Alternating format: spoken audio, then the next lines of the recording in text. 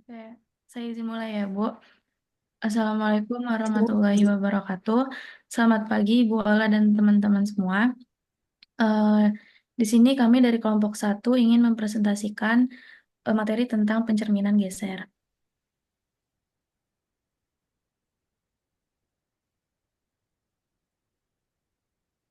Di sini anggota kelompok kami ada saya sendiri, Naiska Salma Safitri, Rena Aulia Fatihah, dan Kadinda Indraswari.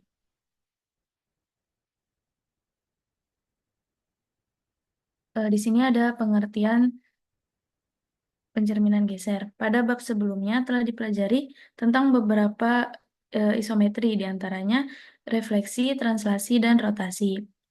Untuk sifat-sifatnya itu ada komposisi dua translasi adalah sebuah translasi.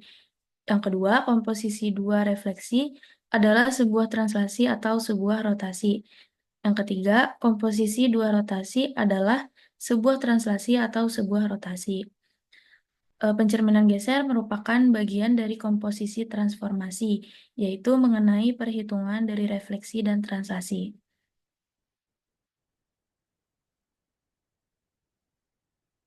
Eh, di sini ada teorema pengantar, yaitu teorema 10.1. Komposisi atau hasil kali itu sebuah rotasi dengan sebuah translasi adalah sebuah rotasi yang membentuk sudut sebesar sudut rotasi yang diketahui. Untuk buktinya, diketahui rotasi rho A, theta dan translasi GBC. Nah, di sini akan dibuktikan bahwa di sini ada dua kasus. Yang kasus pertama itu GBC rho A, theta itu sama dengan rho E, theta. Untuk kasus kedua itu rho A, theta GBC sama dengan rho E, theta.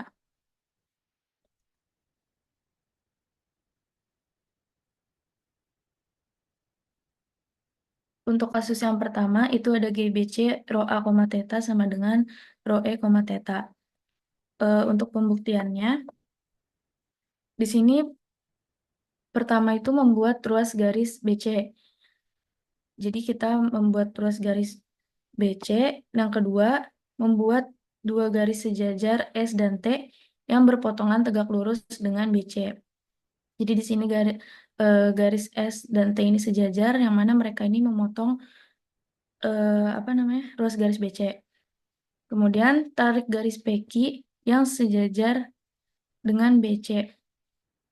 Jadi di sini kita membuat garis PQ yang mana dia itu sejajar dengan garis BC. Kemudian titik kemudian yang P ini titik P ini memotong garis S dan titik Q itu memotong garis T.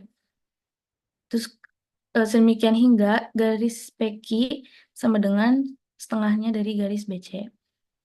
Kemudian menarik garis R memotong garis S. Di sini menarik garis R memotong garis S di titik A dan besarnya dari sudut R ke S adalah setengah theta. Kemudian perpanjang garis R sehingga memotong garis T di titik E. Maaf, eh, maaf. Di itu aja kursornya digoyang-goyangin biar kelihatan. oh ya, Mm-mm. Bisa kan? Nah, ya. Pada saat menunjukkan ke gambarnya. Oke, lanjut. kemudian perpanjang garis R sehingga memotong garis T di titik E.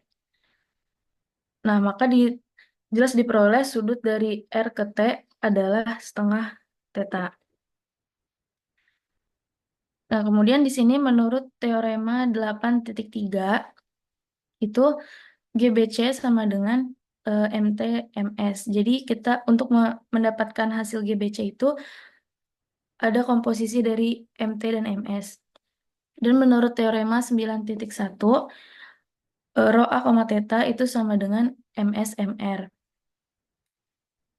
Nah, kita substitusikan substitusikan dari teorema yang tadi. GBC rho A, theta itu sama dengan berarti MT MS MS MR. Nah, kemudian di sini karena MS sama MS itu ketika ada refleksi yang titik terhadap garisnya itu sama, maka dia akan menjadi identitas. Jadi di sini MT dikali I identitas dikali MR. Maka akan menghasilkan MTMR, yang mana MTMR itu adalah rho E, theta, atau rotasi terhadap titik pusat E sejauh theta. Maka terbukti untuk kasus satu ini, GBC rho A, theta sama dengan rho E, theta. Untuk kasus yang kedua itu rho A, theta, GBC sama dengan rho E, theta. Eh, yang pertama, ini kurang lebih sama membuat garis BC, kemudian membuat dua garis sejajar T dan S yang berpotongan tegak lurus dengan garis BC. Kemudian tarik garis PQ yang sejajar dengan BC, memotong garis T di P dan memotong garis S di Q. Sedemikian hingga PQ itu sama dengan setengahnya garis BC. Nah, kemudian menarik garis R memotong garis T di titik E. Dan besarnya sudut T ke R itu adalah setengah theta. Kurang lebih sama kayak yang tadi. Kemudian perpanjang garis R sehingga memotong garis S di titik A, sehingga diperoleh dari S ke R itu sudutnya setengah theta. Nah, menurut teorema 8.3, itu GBC sama dengan MSMT, dan menurut teorema 9.1, rho A, theta itu sama dengan MRMS. Kita substitusikan lagi ke ke persamaannya itu rho A, theta GBC sama dengan berarti MRMS sama dengan MRMS MS MT. Karena di sini ada refleksi titik terhadap garis yang sama lagi, maka dia akan menjadi identitas, maka dihasilkan MRMT sama dengan rho E, theta. Jadi di sini terbukti bahwa GBC rho A, theta itu sama sama dengan rho A, theta GBC sama dengan rho E, theta.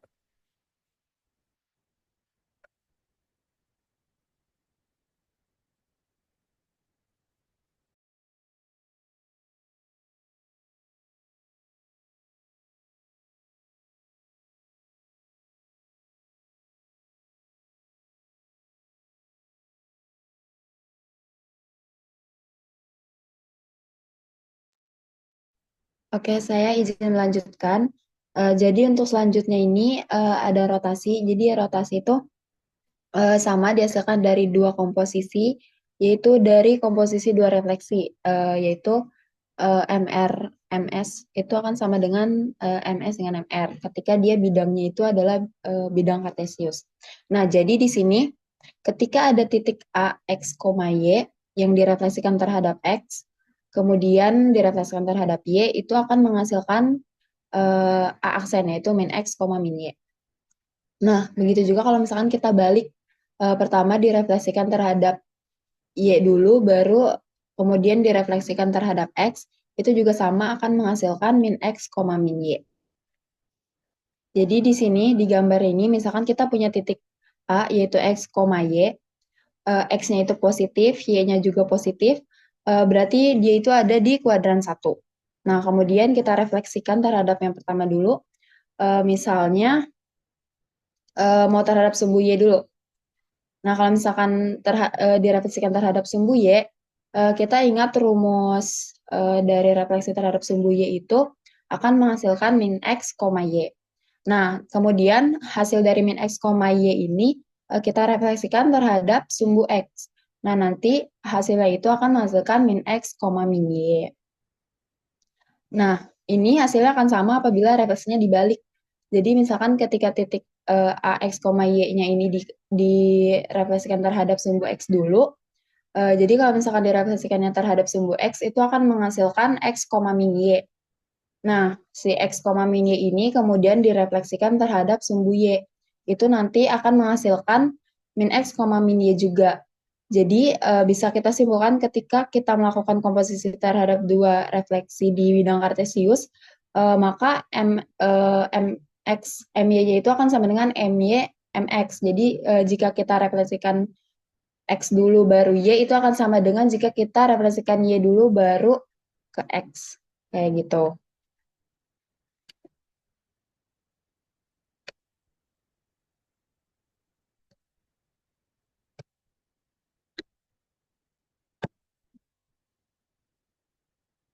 Nah, untuk selanjutnya,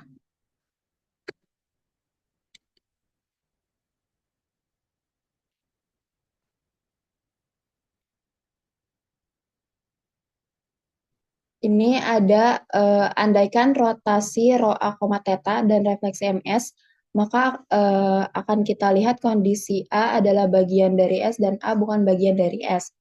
Nah, jadi ini akan ada dua kondisi. Yang pertama itu kondisi ketika A-nya itu merupakan bagian dari S dan juga ketika A-nya itu bukan bagian dari S. Yang pertama di sini kondisi yang pertama dulu ketika A-nya itu berada dalam garis S. Nah, di gambar ini bisa kita sketsa. Jadi kita tarik garis T dulu melalui titik A sehingga sudut antara S ke T itu adalah setengah theta.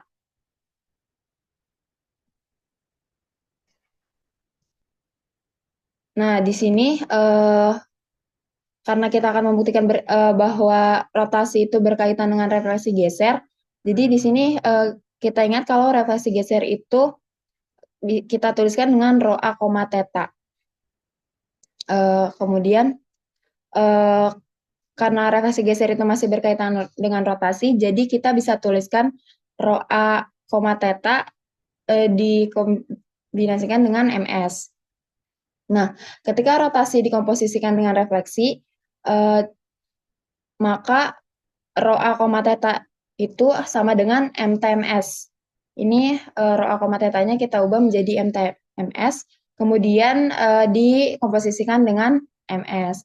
Nah, ini bisa kita ubah posisinya jadi MT dikali MS dikali MS. Nah, karena seperti yang sudah disebutkan sebelumnya, kalau komposisi dua refleksi terhadap garis yang sama itu akan menjadi sebuah identitas. Jadi MS kali MS-nya ini akan berubah menjadi identitas. Nah, jadi ketika MT dikalikan dengan identitas itu akan menghasilkan si MT itu sendiri atau pencerminan itu sendiri. Nah, ini adalah kondisi yang kedua. Jadi ketika A-nya itu tidak termasuk dalam garis S. Nah, pertama kita sketsa dulu gambarnya. Jadi A-nya itu tidak berada di dalam garis S. Jadi A-nya di sini, garis S-nya di sini. Nah, di sini kita tarik garis T tegak lurus melalui A. Jadi ini kita tarik garis garis T yang tegak lurus garis S itu melalui titik A. Jadi titik A-nya di sini kita tarik garis T yang tegak lurus dengan garis S. Nah, kemudian yang kedua kita tarik garis R yang melalui A juga. Jadi ini garis R kita tarik, dia juga melalui titik A, sehingga sudut antara R ke T-nya itu adalah setengah theta.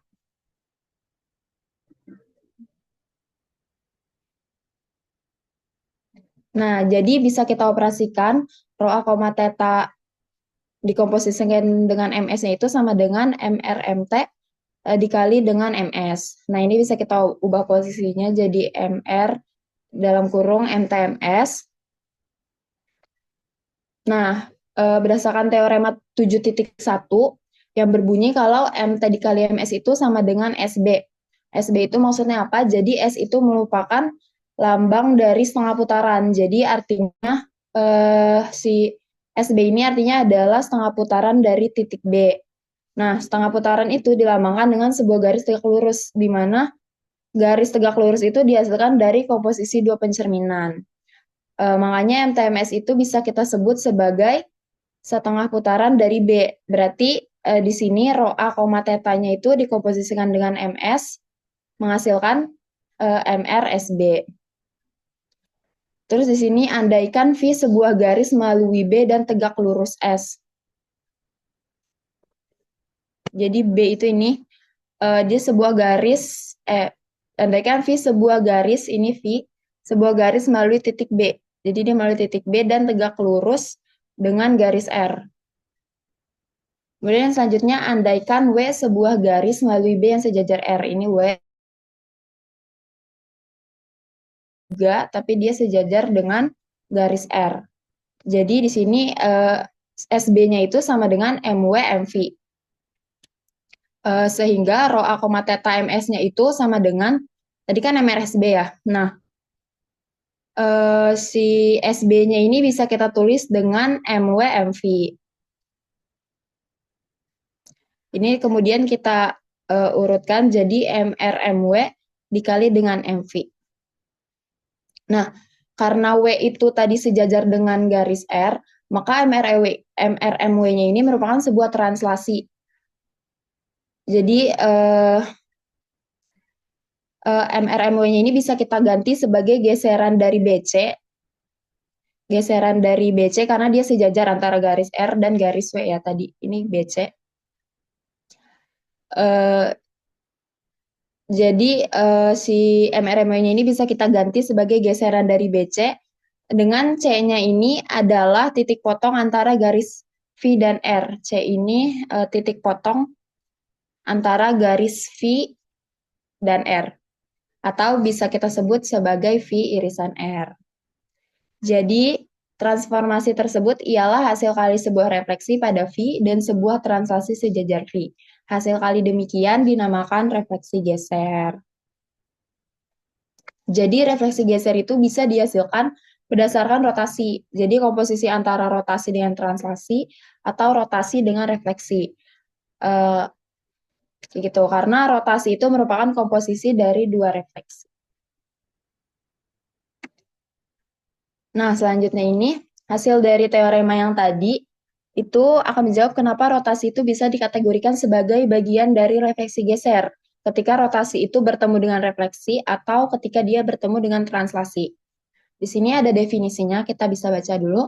Suatu pemetaan P disebut refleksi geser jika ada sebuah garis G dan segmen berarah AB yang sejajar G, sedemikian sehingga P sama dengan GAB RG.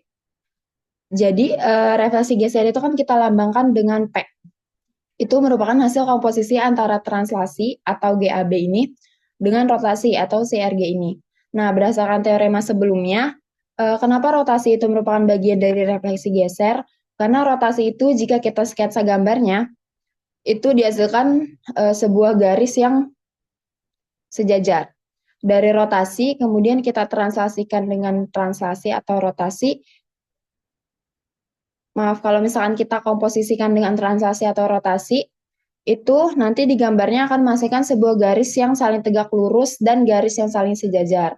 Nah, sehingga berdasarkan itu, rotasi juga bisa dikategorikan sebagai bagian dari refleksi geser jika dia bertemu dengan translasi atau refleksi. Nah, kita lihat di sketsanya ini. Jadi di sini ada sebuah garis berarah AB yang sejajar dengan garis G. Nah, jadi jika kita operasikan di sini GAB dengan RG-nya, misalkan yang mau kita refleksi geser itu titik C. Nah, kita operasikan yang paling dekat dengan titik C dulu, berarti dia terhadap garis G. Berarti titik C ini kita operasikan terhadap garis G, akan menghasilkan C aksen yang di atas ini. Nah, kemudian si C aksen ini kita geser sejauh ruas garis berarah AB tadi ke sini. Nah, itu akan menghasilkan C double aksen. Nah, jadi PC-nya itu akan sama dengan GAB RGC sama dengan GAB C aksen itu akan menghasilkan C double aksen. Nah, si garis G-nya ini dinamakan sumbu refleksi geser, karena suatu translasi dapat diuraikan dalam suatu komposisi dari dua refleksi. Jadi si translasi ini nih dapat diuraikan menjadi suatu komposisi dua refleksi. Maka setiap refleksi geser itu dapat dinyatakan sebagai komposisi dari tiga refleksi garis, karena si translasi sendiri kan udah merupakan dua komposisi dari dua refleksi ya, kemudian dikomposisikan lagi dengan RG, jadi dia itu merupakan komposisi dari tiga refleksi garis. Nah, hal ini bisa disimpulkan bahwa refleksi geser bukan hanya suatu transformasi, melainkan juga sebagai isometri berlawanan.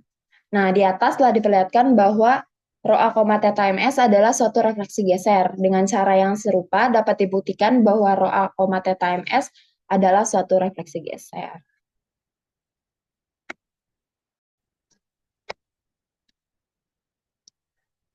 Nah, selanjutnya ini ada teorema 10.2. Bunyinya itu suatu komposisi sebuah refleksi terhadap garis dengan sebuah rotasi yang mengelilingi titik terletak pada garis tadi adalah suatu refleksi geser. Nah, nanti ini kita lihat di sketsanya akan terlihat sebuah garis yang saling tegak lurus dan garis yang sejajar. Nah, berarti garisnya itu jadi buktinya di sini jika AB merupakan sebuah segmen yang tidak tegak lurus dengan S, maka komposisi dari translasi GAB dengan refleksi MS adalah suatu refleksi geser. Misalkan kita ambil titik C, sedemikian sehingga AC itu tegak lurus dengan S dan CB itu sejajar dengan S. Maka AB itu sama dengan AC ditambah CB. Nah, jadi garisnya itu akan membentuk suatu segitiga.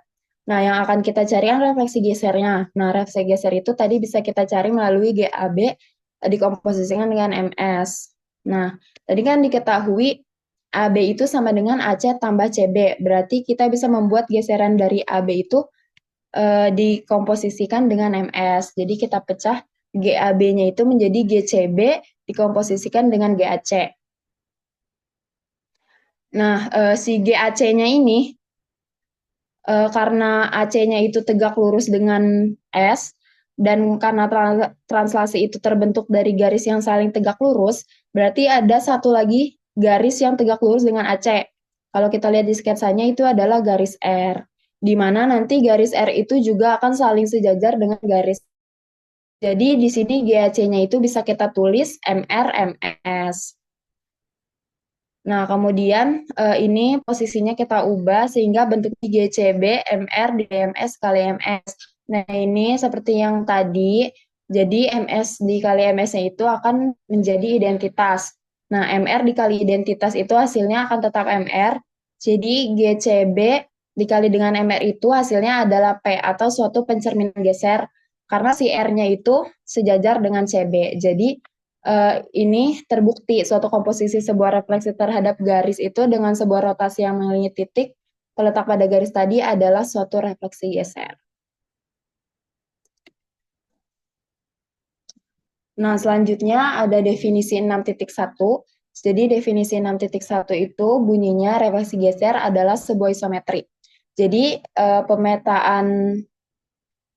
pemetaannya itu disebut refleksi geser apabila ada garis V dan sebuah ruas garis berarah AB yang sejajar V sehingga alfa AB dikali dengan rho V itu adalah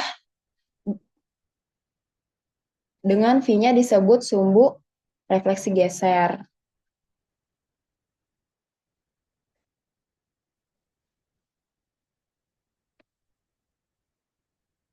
Nah, kemudian teorema 6.1. Jadi teorema 6.1 itu berbunyi refleksi geser adalah sebuah transformasi.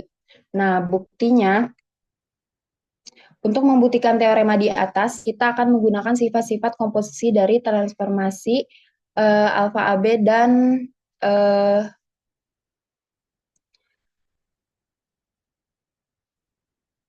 MV. Nah, translasi alfa AB ini sudah dibuktikan merupakan transformasi. Demikian juga dengan refleksi si MV-nya ini.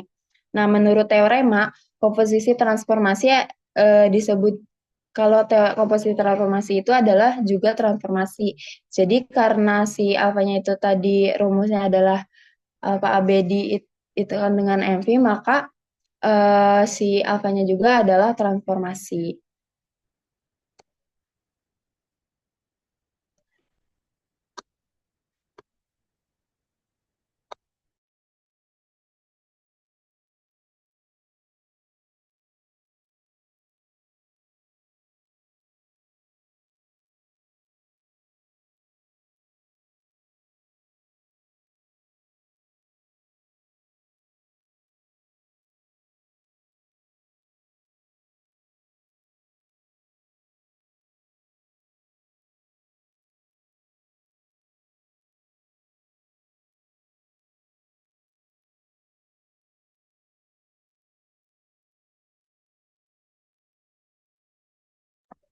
Selanjutnya silakan dilanjut oleh Kak Dinda.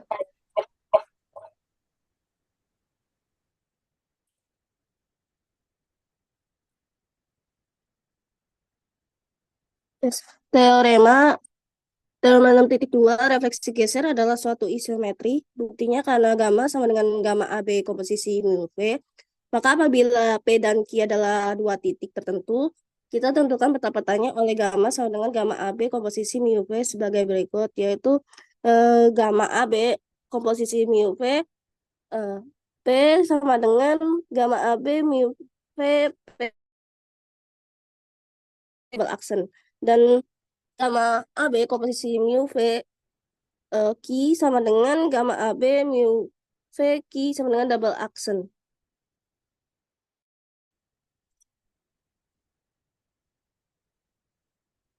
Dan buktinya misalkan mu P sama dengan P aksen dan mu V Q sama dengan Q aksen. Akibatnya gamma AB Q aksen sama dengan Q double aksen. Karena mu V isometri menurut teorema, maka PQ sama dengan P aksen Q aksen.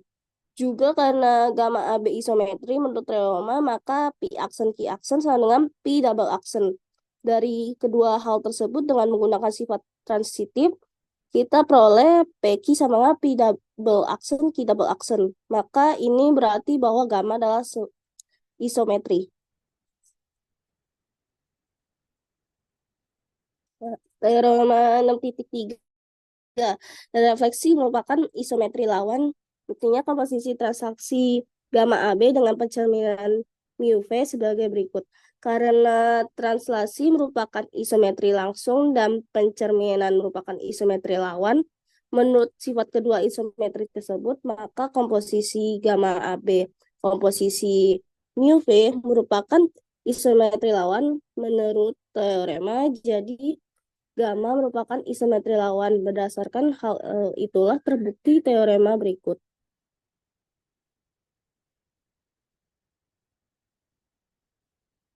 Selanjutnya contoh soal teorema 6.1 diketahui A 2,53 dan B 6,4 dan T-nya adalah X, Y, himpunan X, Y dan Y sama dengan 0 dan gamma sama dengan gamma AB himpunan dari mu T. Tentukan gamma 1 dan 2. Cara penyelesaiannya adalah gamma 1, 2 sama dengan gamma AB komposisi dari mu T dikali gamma 1, 2 sama dengan gamma AB mu T dikali 1 dan 2 jadi 1,2 lalu sama dengan gamma AB 1,-2 dan sama dengan min 6 dari B6 X-nya 6 dan min 2 dari A X-nya 2 ditambah 1 dari 1,2 koma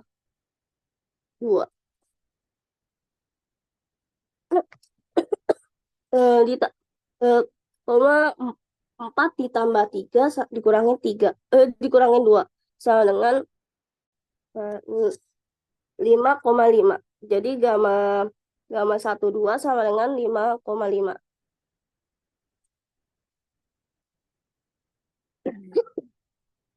Lalu diketahui contoh 6.2 diketahui A 2,0 dan B-nya 6,4 dan gamma 1 dengan gamma AB komposisi mu T 1,2 dikali 1,2 sama dengan min 5,2. Lalu tentukan persamaan sumber refleksi geser gamma. Penyelesaiannya gamma sama dengan gamma AB mu T komposisi mu T. Maka menurut definisi 6.1 menurut refleksi geser gamma adalah garis T yang sejajar dengan garis AB karena gamma 1,2 sama dengan min 5,2, maka menurut teorema 6.8 garis T melalui titik tengah dari ruas garis yang titik-titik ujungnya 1,2 dan min 5,2. Misal titik tengah ruas garis tersebut adalah X, maka koordinat X min 2,2. Garis T merupakan gradien MAB sama dengan 1 dan melalui min 2,2, maka persamaan T adalah Y dikurangin 2 sama dengan X ditambah 2 atau Y dikurangin X dikurangin 4 sama dengan 0. Maka persamaan T sama dengan X-nya, himpunan X-nya merupakan Y dikurangin X dikurangin 4 sama dengan 0.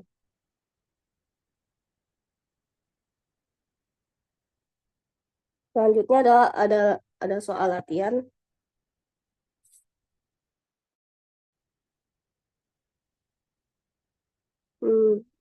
Untuk teman-teman yang ingin menjawab bisa raise hand.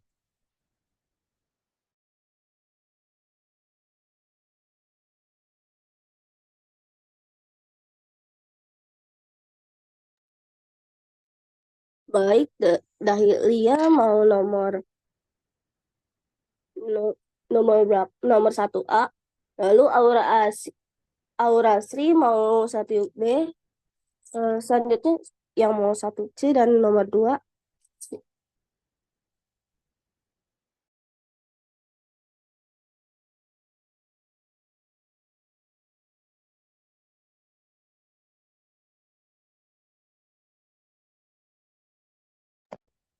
Oke, mungkin sambil menunggu ada yang mau jawab 1C dan nomor 2, mungkin ada yang mau bertanya atau mungkin dari Bu Ola ingin menambahkan, Bu?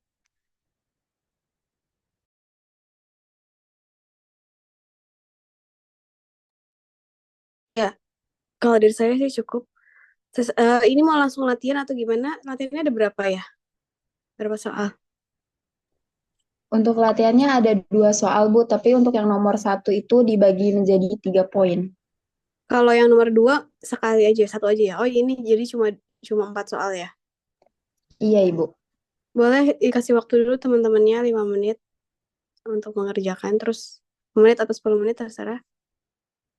Terus baru jawab. Ya. Saya izin live dulu sebentar karena ini ada keperluan latsar sebentar. Nanti saya join lagi ya. Ntar dikabarin kalau udah mulai ada yang mau presentasi latihan ya. Oke, Ibu. Oke, makasih. Mohon maaf ya.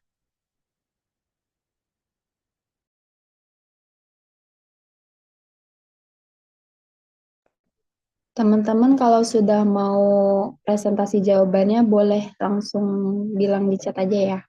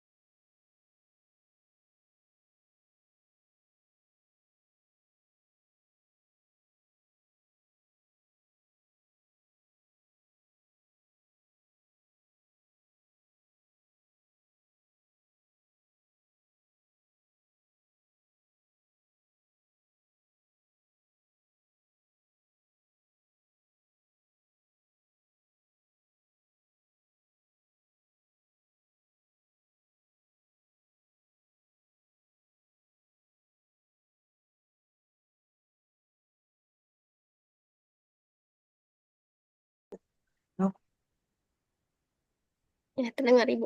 Izin share screen Ibu dan kelompok. Belum diizinkan, Reina. Nanti minta tolong di compile ya hasil jawaban teman-teman ya.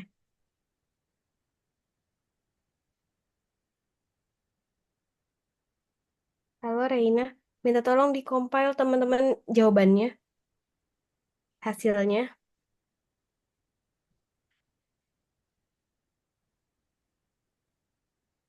Nih jawaban ini. Halo Reina, suara saya terdengar?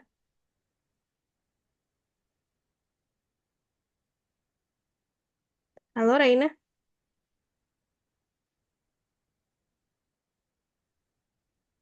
Reina, Dahlia, suara saya terdengar nggak? Iya Ibu, di saya terdengar. Mungkin Mm-mm. sinyal Reina Nanti Ibu. minta tolong ya. Jadi jawaban ini dikirimkan boleh ke PJ-nya atau ke kelompok yang majunya aja nggak apa-apa. Baik Ibu. Ntar ditaruh di PPT-nya juga nggak masalah. Tapi ada namanya misalnya Dahlia ya. Dahlia Iya, Ibu. nomor 1 gitu. Minta tolong yang kemarin juga ya, yang kelompok-kelompok kemarin itu di list jawabannya masing-masing kelompok aja ngelis kirim ke PJ boleh misalnya pertemuan kita kan pertemuan satu masih Bu Mimi ya. Pertemuan kedua, ketiga, keempat, dan hari ini kelima itu di list siapa yang mengerjakan soal latihan dari temennya, dari teman kelompoknya.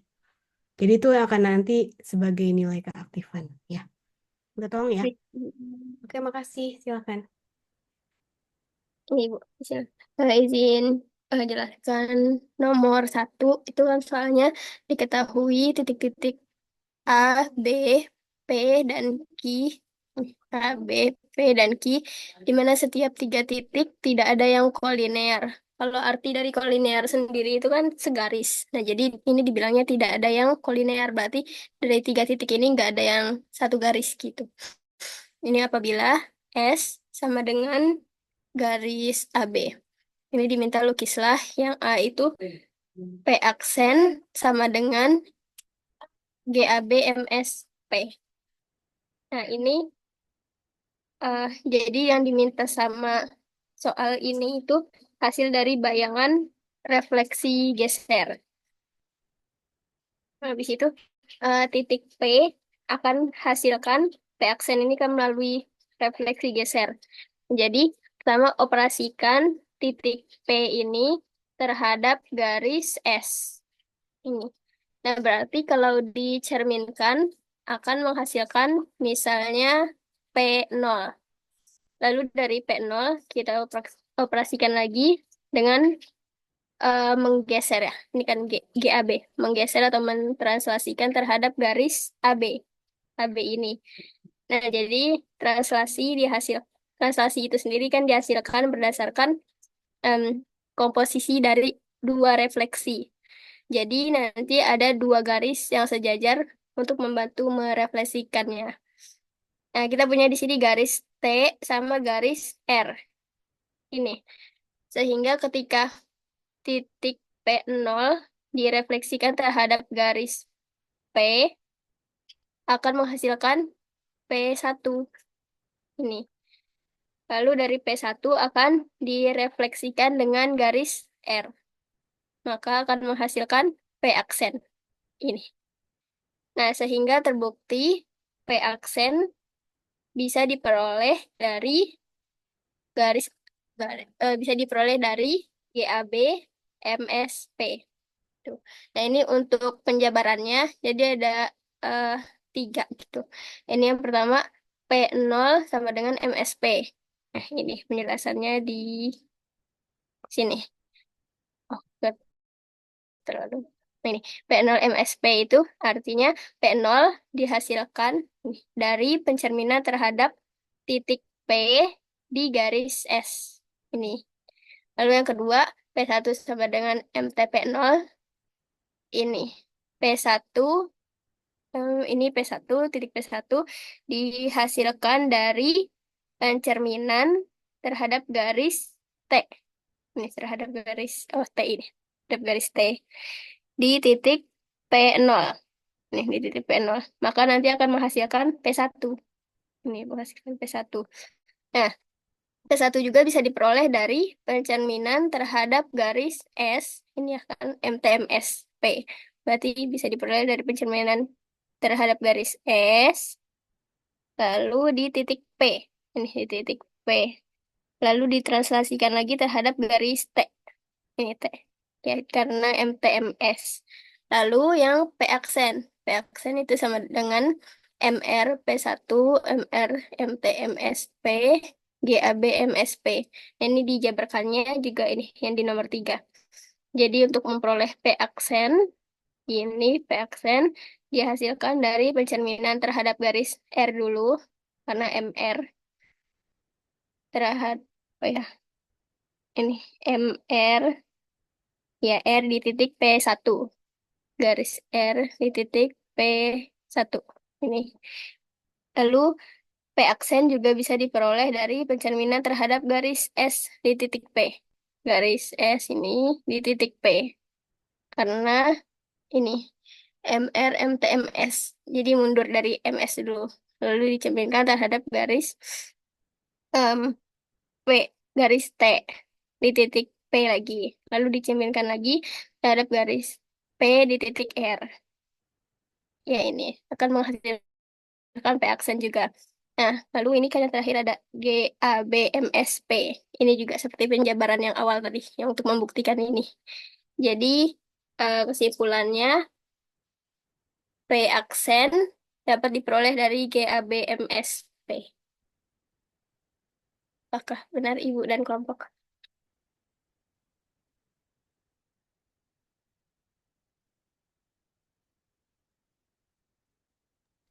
Iya, Gimana kalau kelompok? Terima kasih maaf. Ibu. Terima Gimana kasih kelompok kelompok. satu? Mana? Kalau kalau dari jawaban kelompok sudah sesuai, Ibu. Sudah betul. Oke. Ada teman-teman yang mau bertanya? Yang masih bingung?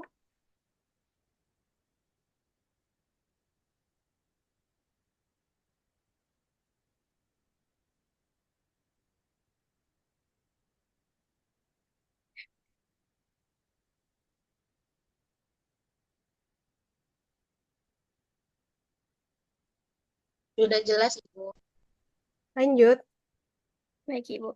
Izin stop share. Terima kasih Ibu dan kelompok. Oke.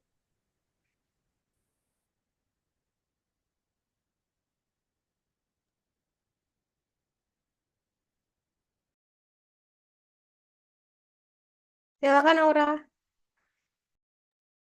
Baik, Ibu. Saya izin cek.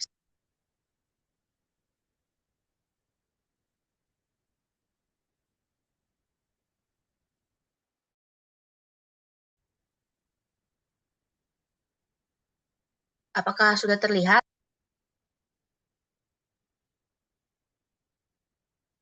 Saya belum terlihat. Nggak tahu teman-teman. Kalau gitu, udah. Ya udah. Tapi kecil belum ya nanti. Ah, ah. Jadi, ini saya nomor D. Soalnya itu P double aksen, apakah NSGABP gitu. Nah, jadi ini langkah-langkahnya yang pertama kita buat sketsa titik-titik yang diketahui, serta kita buat garis sejajar P dan R yang tegak lurus dengan garis S. Nah, untuk pencerminan di AB. Nah, kita pertama buat garis sejajar P dan R-nya ya. Jadi ini sudah ada garis P dan R-nya. Nah, mereka berdua ini tegak lurus dengan garis S, maka kita buatlah garis S. Nah, selanjutnya kita buat titik-titik A dan B-nya. Kita buat titik A dan B-nya itu di sebelah kiri. Di sebelah kirinya garis T. Nah, langkah yang kedua, P0-nya itu sama dengan MT-nya P. Nah, kita buat nih P0-nya itu di sini ya, di kanan sini. Nah, setelah itu kita kita cari P aksennya. P aksennya kita dapat itu MR-nya P0. Lalu didapat lagi jadi MR, MT-nya P. Maka kita bisa tuliskan P aksennya itu di tengah sini. Nah, lalu langkah selanjutnya itu P double aksennya. P double aksen didapat yaitu MS-nya P aksen. Lalu didapat lagi MS, MR, MT-nya P. Nah, maka kita bisa tulis double aksennya tuh di atas seperti ini. Tuh. Nah, kalau penjelasan detailnya mirip-mirip gitu sama yang tadi eh, nomor 1A yang dijelasin sama Dahlia. Kalau tadi kan nyari P aksen doang ya. Nah, kalau ini tuh nyari P double aksen. Apakah sudah benar kelompok?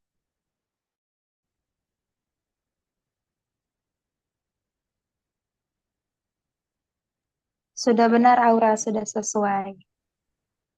Oke, terima kasih. Izin stop share ya, Bu. Oh iya, dari Ibu apakah ada tambahan, Bu?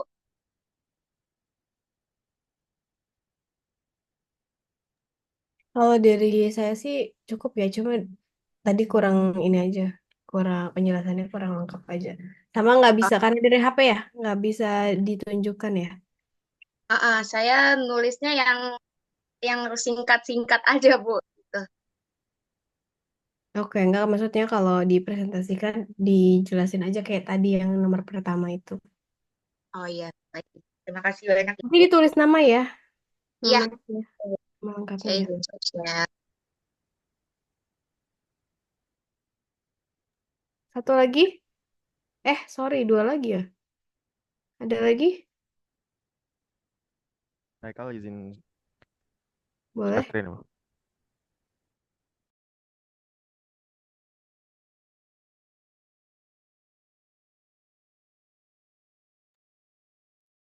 Oke, jadi untuk nomor 2 hanya seperti ini aja Haikal gambarnya.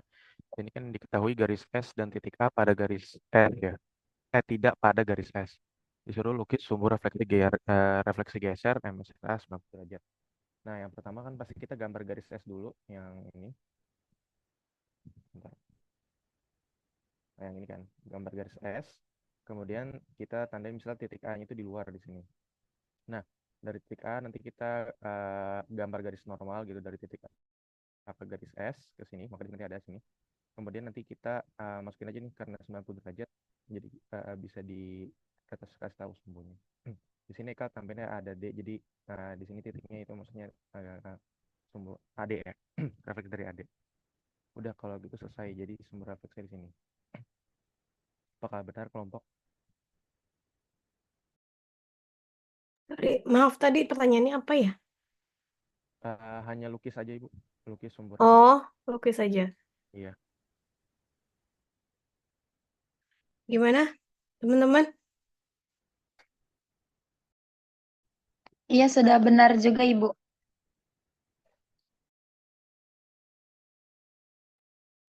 Oke, Kalau thank you. misalnya tidak 90 derajat gimana, Haikal?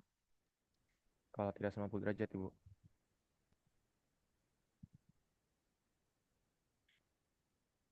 Maksudnya? Kan ini kan mintanya refleksi geser dengan 90 derajat kan sudutnya. Iya. Kalau misalnya 45 gitu.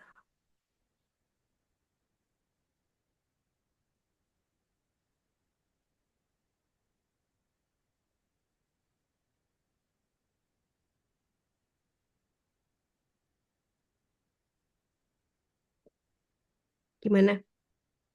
Mungkin teman-teman ada yang tahu?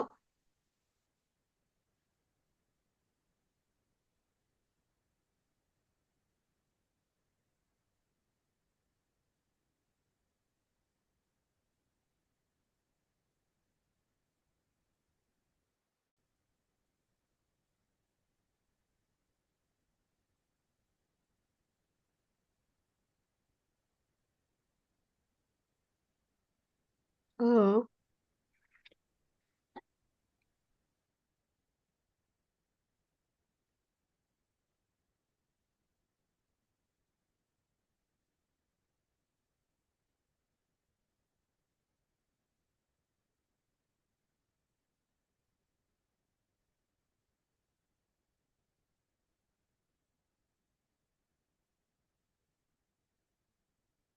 Mirip ya Bu?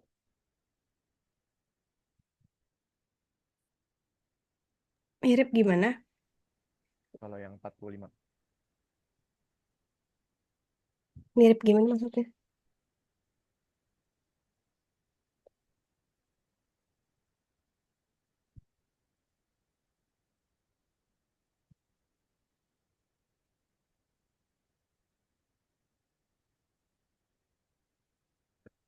Coba teman-teman ada yang tahu? Cari tahu dulu.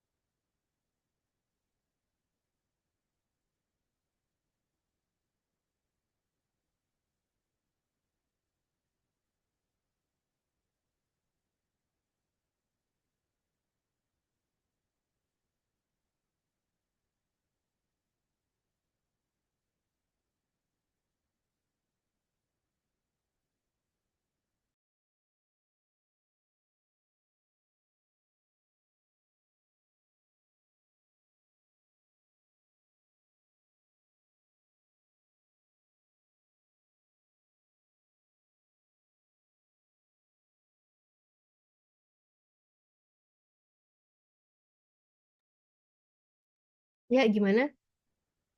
Ya udah dicari tahu dulu ya. Bisa nggak kalau sumber refleksi gesernya itu kalau derajatnya itu nggak 90 gitu. Ya, teman-teman kelompok gimana? Apakah harus 90 derajat? Ya udah dicari tahu dulu nggak apa-apa. Nomor selanjutnya Baik, terima kasih, Bu.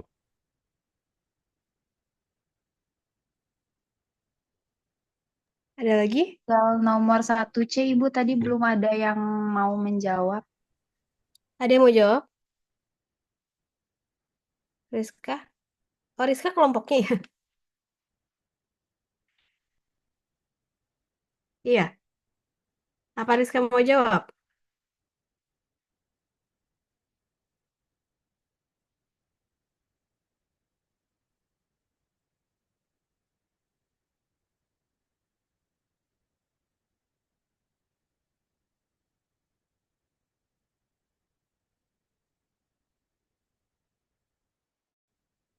Gimana?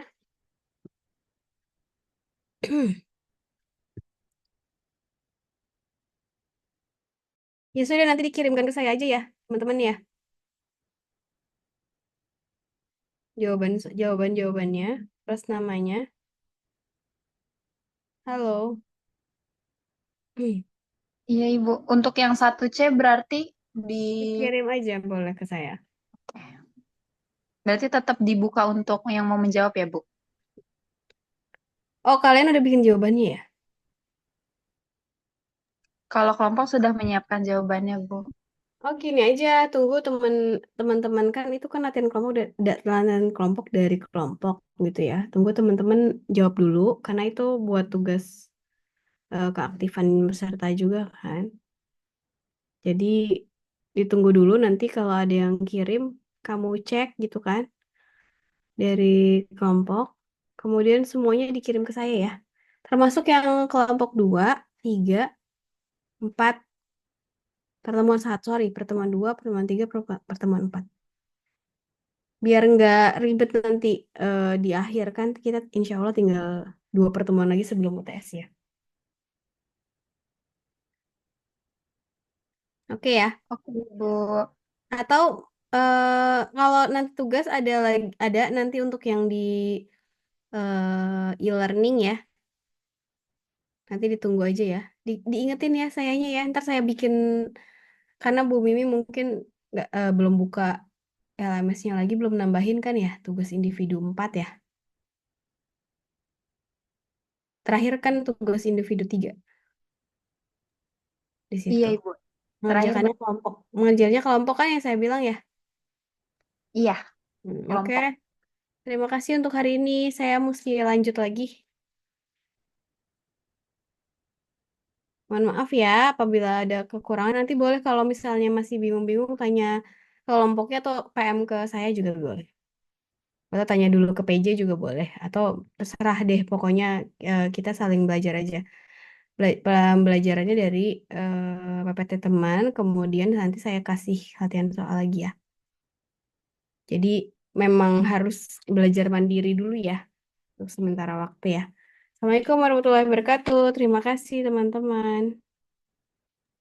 Waalaikumsalam warahmatullahi. Waalaikumsalam. Terima kasih banyak Ibu.